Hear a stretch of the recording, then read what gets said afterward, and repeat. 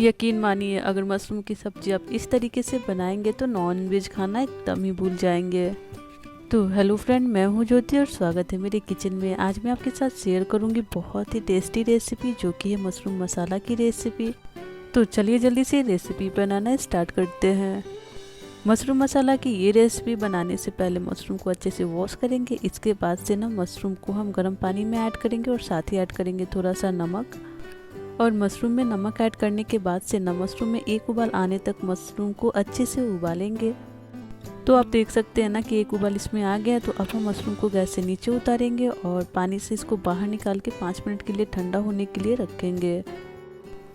और मशरूम जब ठंडा हो जाए ना तो इसको अपने पसंद के साइज में काट सकते हैं, नहीं तो बस इसको 2 टुकड़ों में काट के अलग कर सकते हैं।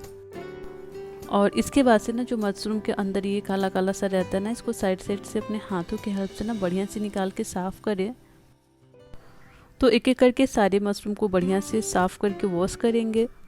तो मैंने यहाँ पे सारे मशरूम को अच्छे से वॉश कर लिया है। तो अभी इसको साइड में रखते हैं और दूसरी तरफ कढ़ाई रखेंगे। कढ़ाई को बढ़िया से गर्म करेंगे और जब कढ़ाई गर्म हो जाए तो इसमें 2 table spoon cooking oil add करेंगे। और ऑयल को भी ना बढ़िया से गर्म करेंगे और इसके बाद से हम इसमें ऐड करेंगे मशरूम। और मशरूम को ना 2 से 4 मिनट तक बढ़िया से हाई फ्लेम पे फ्राई करेंगे।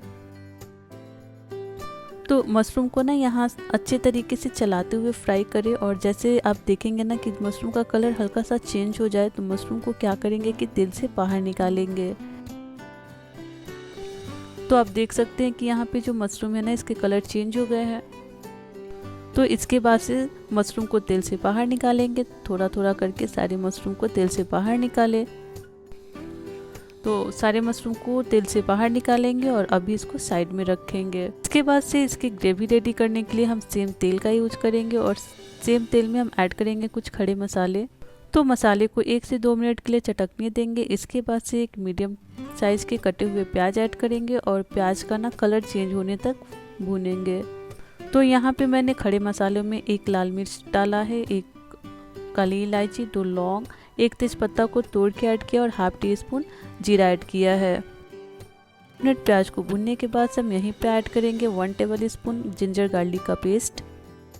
और अदरक लहसुन की पेस्ट को भी ना 2 मिनट तक अच्छे से भून लेंगे ताकि जो इसका कच्चापन है ये दूर हो जाए और जो प्याज के कलर है ना वो भी चेंज हो जाए। तो आप देख सकते हैं यहाँ पे 2 मिनट हो गए हैं और प्याज के जो कलर है चेंज हो गए हैं। तो यहीं पे हम ऐड करेंगे 1 मीडियम साइज के टमाटर का प्यूरी और साथ ही हम ऐड करेंगे 1 टीस्पून हल्दी पाउडर, हाफ टी स्पून जीरा पाउडर, हाफ टी स्पून धनिया पाउडर, 1/4 टीस्पून काली मिर्च पाउडर।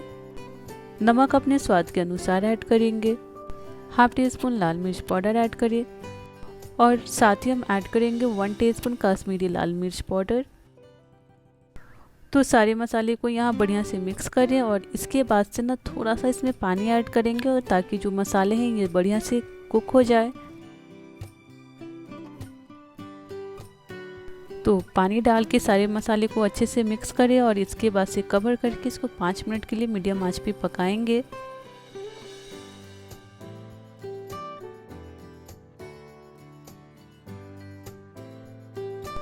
5 मिनट के बाद से कवर हटाएं और इसको बढ़िया से एक बार मिक्स करें। तो आप देखेंगे कि जो मसाले हैं ना ये तेल छोड़ना स्टार्ट कर दिए हैं। तो यहीं पे हम 3 टेबल स्पून फ्रेश दही ऐड करेंगे। तो दही को ऐड करने से पहले दही को पहले अच्छे से फेंट लें, इसके बाद से ही हम ऐड करेंगे। और दही को ऐड करते समय फ्लेम को एकदम लो रखेंगे और इसके बाद से कंटिन्यूसली चलाते हुए दही को मसाले में मिक्स करेंगे। कभी भी दही डालने के टाइम में जो गैस का फ्लेम होता है उसको लो रख के, नहीं तो जो दही है ये फट जाएंगे और ग्रेवी खराब हो जाएंगे। तो लो फ्लेम पे मसाले में अच्छे से दही को कंटिन्यूसली चलाते हुए मिक्स करेंगे और तब तक हम इसको मिक्स करते रहेंगे, मतलब तब तक हम इसको चलाते रहेंगे जब तक कि मसाले से हल्का सा तेल हमें दिखाई ना दे। तो 5 मिनट हो गए हैं और आप देख सकते हैं कि जो मसाले हैं ना ये तेल को रिलीज करना स्टार्ट कर दिए हैं। तो यहीं पे हम ऐड करेंगे 2 से 4 टेबल स्पून पानी और पानी को ना अच्छे से मसाले में मिक्स करते हुए मसाले को अच्छे से हम पकाएंगे। पानी को हमें यहाँ ज़्यादा ऐड नहीं करना है, बस 2 से 4 टेबल स्पून पानी ऐड करेंगे ताकि जो मसाले हैं ना ये बढ़िया से पक जाए। तो मसाले को अच्छे से मिक्स करें और इसके बाद से इसको कवर करेंगे और मीडियम आंच पे इसे 5 मिनट तक कुक करेंगे। बीच बीच में ढक्कन को हटाते हुए मसाले को चलाते रहें ताकि जो मसाले हैं ये जले ना। तो 5 मिनट हो गए हैं और आप देख सकते हैं कि जो मसाले हैं ना ये बहुत ही अच्छे तरीके से पक गए हैं और इसमें जो कलर है बहुत ही अच्छे आए हुए हैं। तो इसके बाद से हम यहीं पे ऐड करेंगे जो हमने मशरूम को फ्राई करके रखा था। तो सारे मशरूम को हम मसाले में मिक्स करेंगे और यहीं पे हम ऐड करेंगे हाफ टी स्पून गरम मसाला पाउडर और इसके बाद से सारी चीज़ों को अच्छे से मिक्स करेंगे और 2 मिनट के लिए इसको मीडियम आंच पे पकाएंगे।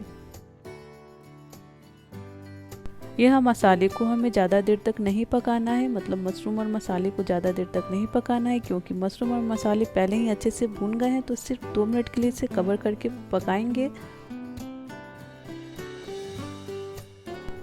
तो 2 मिनट हो गए हैं और आप देख सकते हैं कि जो मसाले हैं ये बढ़िया से भून गए हैं। आप चाहे तो यहाँ पे फ्रेश धनिया पत्ता को इसमें गार्निश करके इसी स्टेज पे आप इसको सर्व कर सकते हैं। ये इस स्टेज पे भी खाने में बहुत ही ज़्यादा टेस्टी लगेंगे और आप इस रेसिपी को किसी भी चीज़ के साथ सर्व कर सकते हैं, लेकिन मैं इस रेसिपी को ग्रेवी के साथ बना रही हूँ। तो यहीं पे हम ऐड करेंगे 2 कटे हुए हरी मिर्च। यहाँ पे हरी मिर्च डालना ऑप्शनल है, अगर आपको तीखा ज़्यादा पसंद है तो आप इसको ऐड करें वरना आप इसको स्किप कर सकते हैं। तो यहाँ पे जो मसाले हैं ये बढ़िया से भून के रेडी हो गए हैं। तो यहीं पे हम ऐड करेंगे 1 कप पानी। तो मशरूम और मसाले में 1 कप पानी को बढ़िया से ऐड करेंगे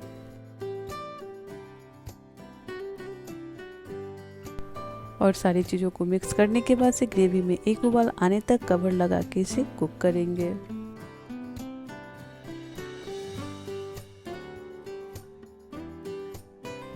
तो आप देख सकते हैं कि ग्रेवी में एक उबाल आ गए हैं। तो इसको एक बार वापस से मिक्स कर देंगे और यहीं पर हम ऐड करेंगे हाफ टी स्पून शुगर यानी चीनी